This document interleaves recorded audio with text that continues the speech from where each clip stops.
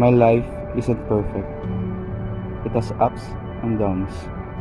But the important thing is, may pamilya akong mapupuntahan kapag may problemang dumadaan.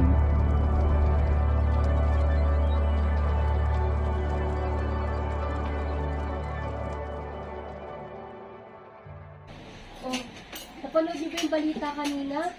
Grabe na talaga panahon ngayon. Nakakatakot. Ang daming adik. Yung susunod naman, ma'am. Gawit na lang. Finish your foods and we'll have shopping after that. Okay ba yon? You know? That's what I'm waiting for, Daddy! Masyado mo naman ating spoil yung mga bata, Han. Ang corny mo naman, ma'am. Ano ka ba, Han? Minsan lang naman to. Saka ito yung way ko to make myself happy. Saka minsan ko lang kayo makasama. Di ba? Ang corny mo naman, Dad. You know what, anak? Someday you will have one. No way, never. Ew. Yun na pala yung last. Last na nakita naming nakangiti si Papa. Unti-unti siya nagbisyo dahil sa bankruptcy ng kampanya.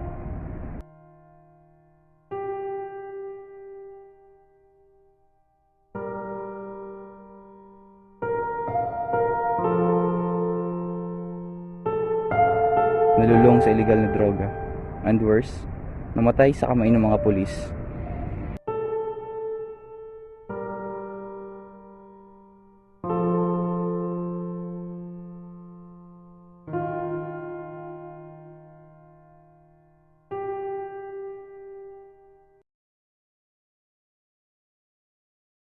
Ay, anak.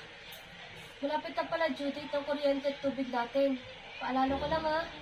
Kuya, may field trip din pala kami. Sana makasama ako kasi kasama yung mga friends ko. Ako din, kuya. Bilan mo na ako ng makeup na ubos na. Nak? Kuya, may projects kami. Kuya, anak, may mga bills natin. Kuya! Kuya! Oo. Gagawan ko ng paraan.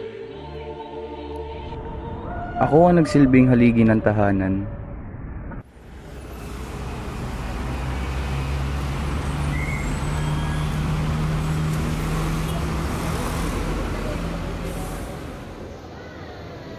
For the first time, naranasan ko magtrabaho para sa sarili ko at sa pamilya ko.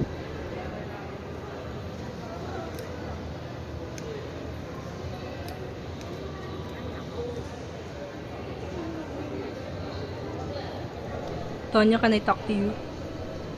It has come to my attention na ang machine na ginagamit natin for our daily services is nasira. Anong nangyari? Hindi po ako yung naka-assign that time. Hindi niyo po ba natanong sila Betty? I did. Pero ikaw ang tuturong nakasira sa machine. And because of that, ikakaltas namin sa sweldo mo ang nasirang equipment. Ang hirap kumita ng pera. Kahit anong kayod mo, hindi pa rin sapat. Ibang-iba talaga nung nandito pa si Papa.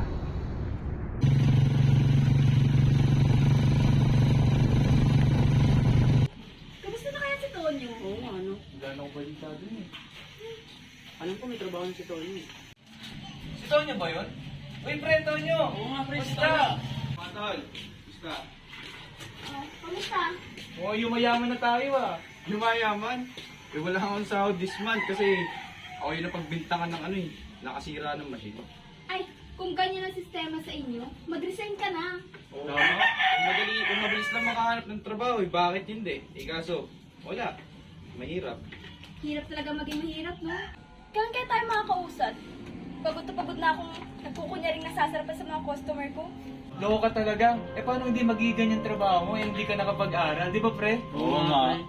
Usad ba ka mo? Ito pre, may alam akong racket. Sa atin lang sa Bro, ano ba yan? Drugs?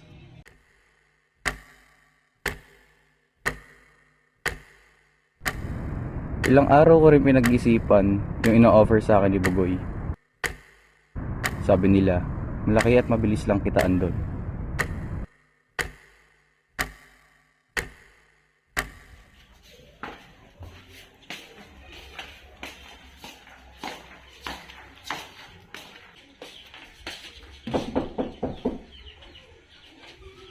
Oh pre, wala kang pasok. Hindi na siguro papasok, pre. Tanong ko lang pala yung sa racket mo. Nakapag-desisyon ka na ba pre? Ito pre, madaling trabaho lang to. Kumita ka na, nag-enjoy ka pa. Hindi ba delikado yun, pre? Hindi pre. Ito pre, baka sakaling kailanganin mo.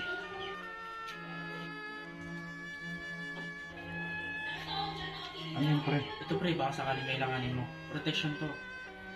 Sige, pre. Salamat. Sige pre, mag-iingat ka ah. Sige, sige.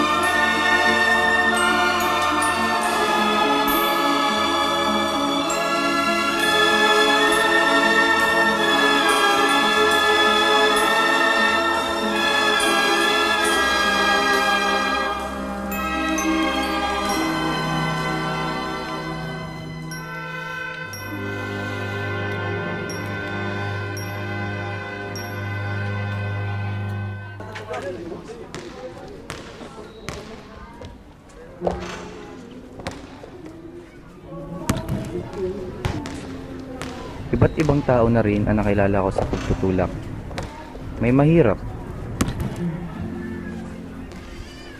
May mayaman.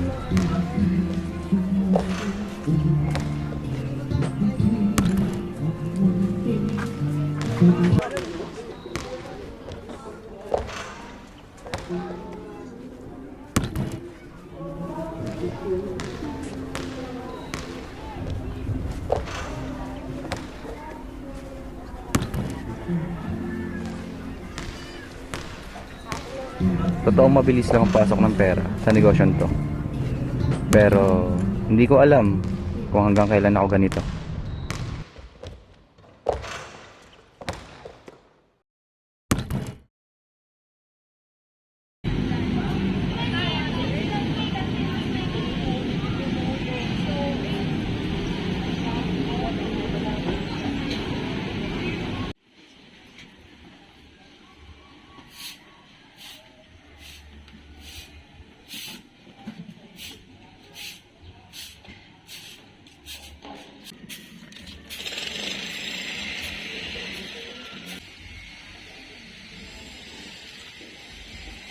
Ito po. Ito po.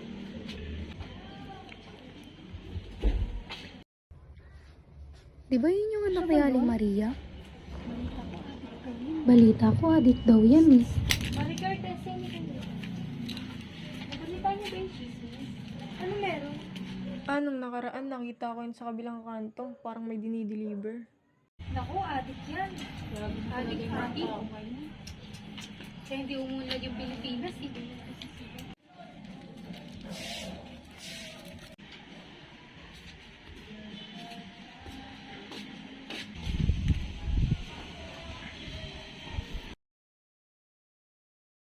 Where an image is created using an assemblage of small.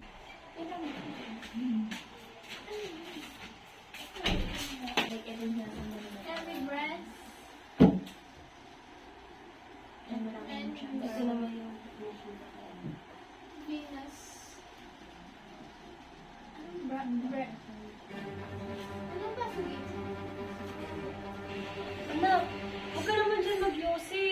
Gumagawa ng assignment yung kapatid mo. Delikado yan. Oo nga po, napag-aralan namin sa health subject namin yan eh. Mas malala yung effect sa mga second-hand smoker kaysa sa mga nag-yosi mismo. Ilang ingay nyo! Wala akong pakialam sa ginagawa nyo. Kaya huwag nyo rin ako pakialam sa ginagawa ko. May pakialam ako dahil nanay mo ako. Akala mo hindi ko ano yung pinagkakagawa mo? Illegal yan. Huwag kang gumaya sa tatay mo. Di mo ba naalala kung bakit siya namatay? Galing ka sa droga? Di mo ba naman pinagchichismisan ka nito sa labas? Wala kang pake.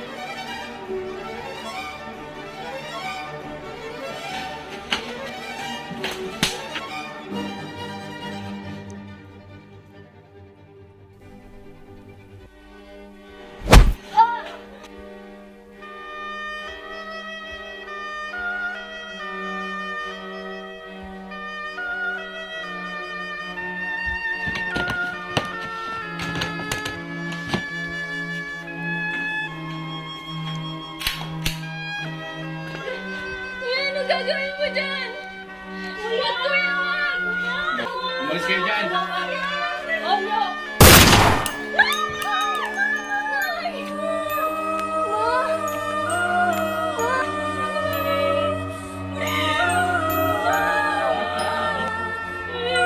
Kuya, ano ginawa mo?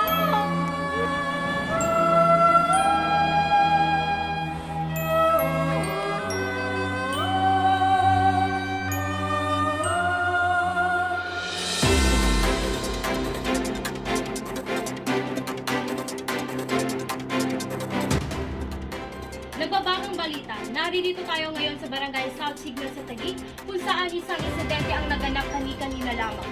Isang babae ang natagpo ang patay umano matapos itong patayin ng kanyang sariling anak. Ayon sa pulisya, ang anak ng biktima ay matagal nang nasa drug watch list, si Antonio Castro.